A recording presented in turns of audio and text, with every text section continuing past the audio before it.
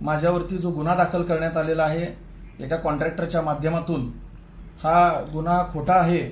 या प्रकरणामध्ये मी कधी त्याला पैशाची मागणी किंवा त्याला मारहाण केलेली नाही, परंतु राजकीय करिअर हे कुठेतरी बदनाम व्हावं याकरिता हे सगळं षडयंत्र पोलीस प्रशासनातील एका अधिकाऱ्याच्या माध्यमातून हे होत आहे। यापूर्वी मी निवडणूक अधिकारी यांना पत्र देऊन कळवलेलं आहे की डीसीपी कबाडे हे माझ्यावरती वारंवार खोटे गुन्हे दाखल करून नाहक बदनामी करत आहेत।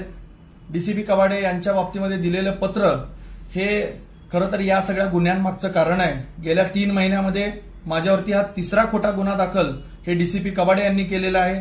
त्यापैकी पहिल्या गुन्ह्यामध्ये माझा कसलाही संबंध नसल्याचं आढळून येतं। दुसऱ्या गुन्ह्यामध्ये मला फायनल करण्यात आलेला आहे, मी ती मारामारी भांडणं केलेली नव्हती। आणि आता हा परत 3रा गुन्हा ज्यामध्ये माझी बाजू ऐकून न घेता, माझ्या बाजूचे सगळे पुरावे न तपासता राजकीय षडयंत्र करून यामध्ये पोलिसांचा वापर करून राजकारण करण्याचा प्रयत्न या ठिकाणी होत आहे। याबद्दल मी जी काय तक्रार दिलेली आहे त्याची प्रत देखील मी प्रसारमाध्यमांसमोर देतोय। खरं तर या कॉन्ट्रॅक्टरचा आणि माझा कसलाही संबंध या अगोदर आलेला नाहीये, परंतु काल दुपारी 11 वाजता घडलेली घटना ते सांगतात आणि रात्री 11 वाजता गुन्हा दाखल करतात। या व्यतिरिक्त या अगोदरच्या 2 गुन्हे हे रात्री 1 वाजता आणि रात्री 2 वाजता गुन्हे दाखल करतात, जेणेकरून मला माझी बाजू मांडण्यास कुठेही मदत होऊ नये याकरिता हे षडयंत्र आहे। राजकारणामध्ये खरं तर मी शहर मध्य या विधानसभेमधून इच्छुक असल्यामुळं निवडणूक लढवायची ही भीती ही विरोधकांना आहे आणि या बाबतीमध्ये सर्व पुरावे हे देखील मी निवडणूक आयोगाला दिलेले आहेत। डीसीपी विजय कबाडे हे जाणून बुजून तेथील लकडे पीआय आणि एपीआय ढवळे यांना हाताशी धरून हा माझ्यावरती 1 महिन्यातला 2रा गुन्हा दाखल करण्यात आलेला आहे आणि त्याबद्दल मी नक्की महाराष्ट्र राज्याचे मुख्यमंत्री सन्माननीय एकनाथजी शिंदे साहेब यांच्याकडे तक्रार केलेली आहे।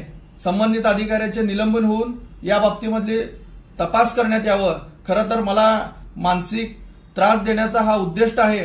राजकारणामध्ये कुठेतरी एक सामान्य मुलगा हे आमदार होतो की काय, निवडणूक लढवतो की काय, या भीतीपोटी प्रशासनाला हाताशी धरून माजी गृहमंत्री सुशीलकुमार शिंदे व त्यांची कन्या खासदार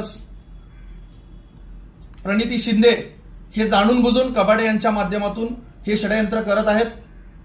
माझ्या सोलापुरातील जनतेला माझी विनंती आहे की माझ्यावरती ज्या पद्धतीनं अन्याय